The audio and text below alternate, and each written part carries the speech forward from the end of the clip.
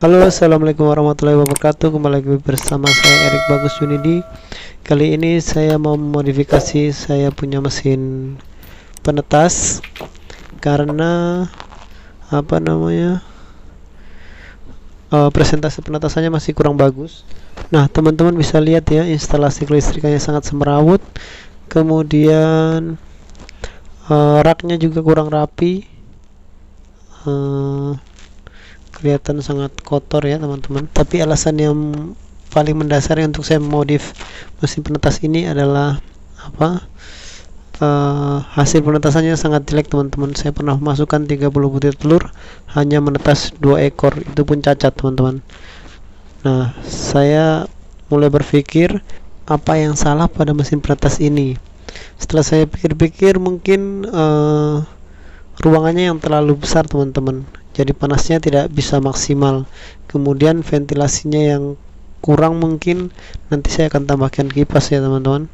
Saya pernah berpikir apakah panasnya kurang maksimal, sehingga saya tambahkan 2 lampu lagi di bawah agar panasnya maksimal. Ternyata tidak cukup membantu teman-teman. Tidak ada perubahan yang signifikan dari hasil penetasan saya. Jadi mungkin ini masalahnya ada di ruangan yang terlalu besar, jadi panasnya tidak maksimal. Kemarin saya menggunakan 5 lampu di atas dan 2 lampu di bawah, hasilnya juga tidak bagus. Jadi saya mau mencoba mengecilkan ruangan agar panasnya maksimal ya teman-teman. Jadi lampunya juga tidak terlalu banyak, sehingga kita bisa menghemat kos biaya listriknya. Oke teman-teman, langsung saja kita mulai ya teman-teman. Ini saya lepas dulu piting-piting lampu yang saya tambahkan kemarin. Ini kayaknya tidak perlu ada tambahan lampu di bawah, cukup lampu dari atas.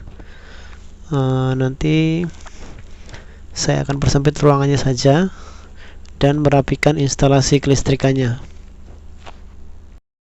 Oke teman-teman, ini saya bersihkan dulu ya teman-teman, supaya tidak ada bakteri yang berkembang di dalam mesin penetas saya. Kemudian akan saya lepas pitingnya ini yang di atas, karena saya menggunakan ini awalnya 5 piting, nanti saya akan ganti menjadi 4 piting lampu dengan instalasi yang lebih rapi. Nah, tahap pertama saya mau menyekat dulu bagian bawah untuk mempersempit ruangannya. Nah, ini saya gunakan papan bekas lemari Olimpik teman-teman.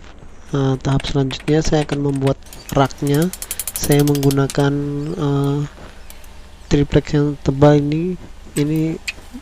Saya lupa berapa inci, kalau nggak salah sih 3 inci nih triplexnya. Pokoknya triplex yang tebal yang saya gunakan untuk dudukan untuk dudukan penyekat sama dudukan tempat rak nanti ya. Teman-teman, ini sebenarnya bukan saya punya mesin penetas, ini mesin penetas bapak saya. Ternyata di bagian dinding-dindingnya itu diisi dengan koran dan susah untuk dipaku. Nah, ini saya mulai menandai jarak antar lampu. Saya gunakan 4 piting lampu.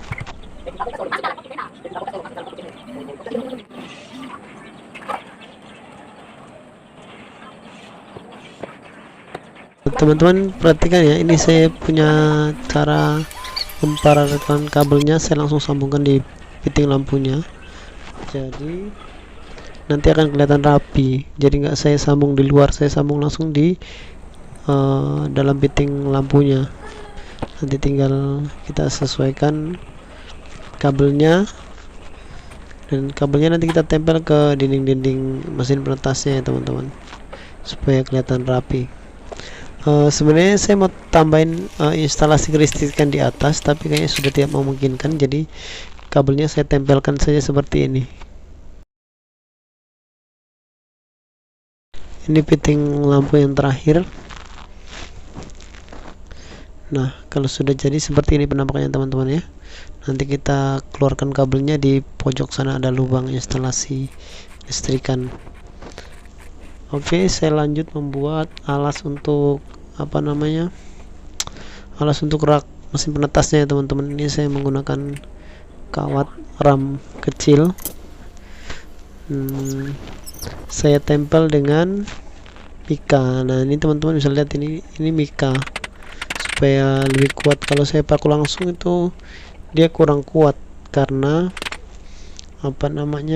ramnya itu gampang sobek. Kalau saya tempel seperti ini, kalau teman-teman tidak punya mika, teman-teman bisa gunakan triplex atau kayu yang lebih tipis. Nah, ini saya tambahkan penyangga telur. Kalau misalnya saya menetaskan telur dengan jumlah yang banyak, dia bisa lebih kuat. Ini mau saya tambahkan instalasi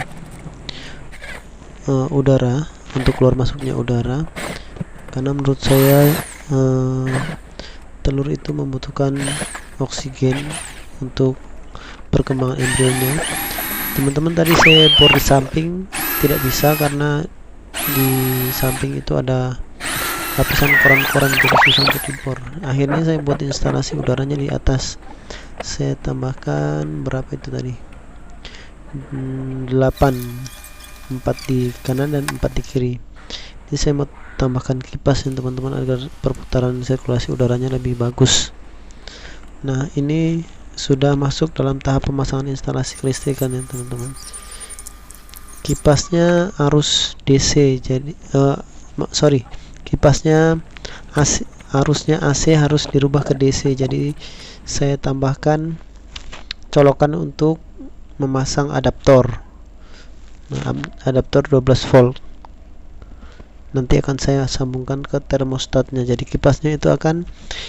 nanti kipasnya akan menyala ketika lampunya menyala, dan kipasnya akan mati jika lampunya nanti mati, karena saya sambungkan langsung ke termostat supaya dia ikut otomatis mati hidupnya termostat, tidak terus-terusan menyala.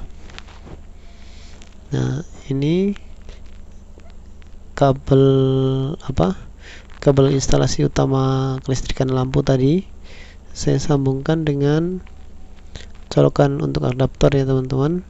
Kemudian nanti saya sambungkan kabel utama ke termostat untuk memotong arus mati hidupnya lampu. Nah, ini teman-teman sudah ya. Nanti kalau teman-teman kurang jelas bisa tulis di kolom komentar, nanti akan saya buatkan tutorialnya. Nah, ini adaptornya saya sambungkan ke kipas. Jadi nanti ketika lampunya menyala, kipasnya juga akan ikut menyala. Begitupun ketika lampunya mati, kipasnya juga akan ikut mati. Nah, ini akan saya sambung ke kabel untuk ke listriknya, colokan. Nah, ini teman-teman sudah menyala ya. Teman-teman bisa lihat adaptornya juga menyala ya teman-teman. Itu berarti kipas di dalam sudah menyala. Nah, ini untuk untuk pintunya saya ganti membuka ke bawah, karena awalnya dia membuka ke samping dan itu terlalu makan tempat. Nah, kayaknya lebih praktis kalau dia membuka ke arah bawah. Nah, teman-teman, ini sudah selesai. Teman-teman bisa lihat ya, dia kelihatan lebih rapi. Instalasi kelistrikannya juga lebih rapi, tidak seperti awal tadi. Ternyata setelah saya perhatikan, kipasnya itu tidak terlalu berpengaruh, malah suhunya cenderung rendah. Jadi saya matikan. Ini saya cuma untuk mencoba saja supaya teman-teman bisa lihat ya, ketika lampunya menyala kipasnya juga ikut menyala. Harusnya sih ini dibuatkan lubang-lubang di belakang, tapi karena susah dibor atau dindingnya ini susah dilubangi, saya tidak bisa membuatkan lubang untuk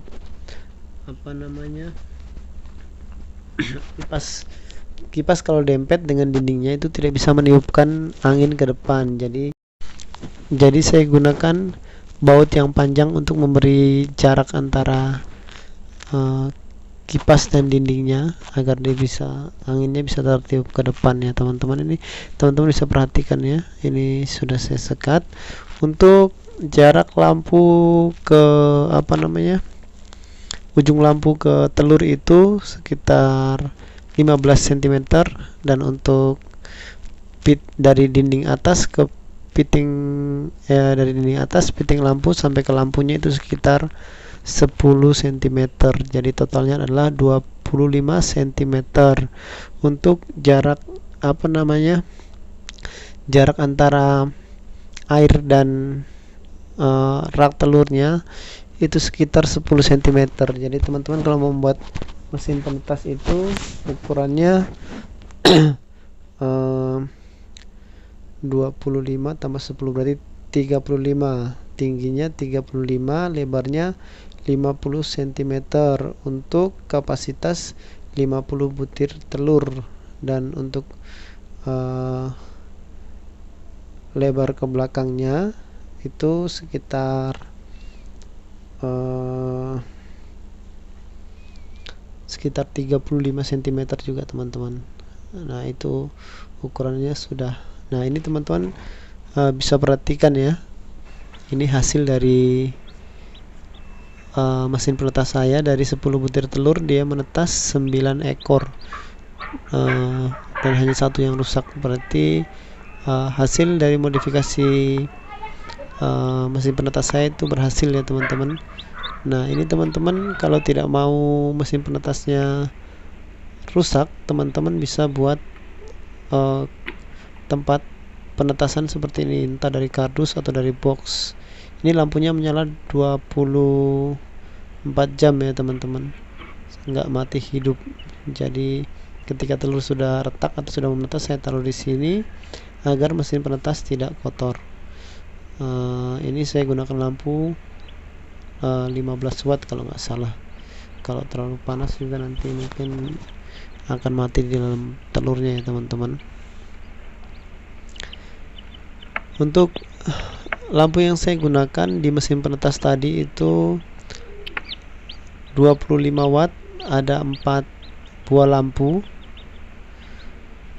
dan tadi totalnya semua 100 watt ya teman-teman. Itu sudah cukup. Dan ini saya sudah beberapa kali menetaskan dan hasilnya sangat baik. Dari 40 saya pernah menetaskan 34 butir telur, menetas 30, yang rusak hanya 4. Nah itu ya teman-teman. Oke teman-teman, sekian video dari saya. Semoga bermanfaat bagi teman-teman peternak pemula. Jika ada pertanyaan atau kendala-kendala teman-teman di rumah saat menggunakan mesin penetas, bisa tulis di kolom komentar. Jadi kalau saya bisa membantu teman-teman, nanti saya akan buatkan video apa kendala teman-teman dan saya akan jelaskan di video saya selanjutnya. Oke teman-teman, sekian video dari saya. Wassalamualaikum warahmatullahi wabarakatuh.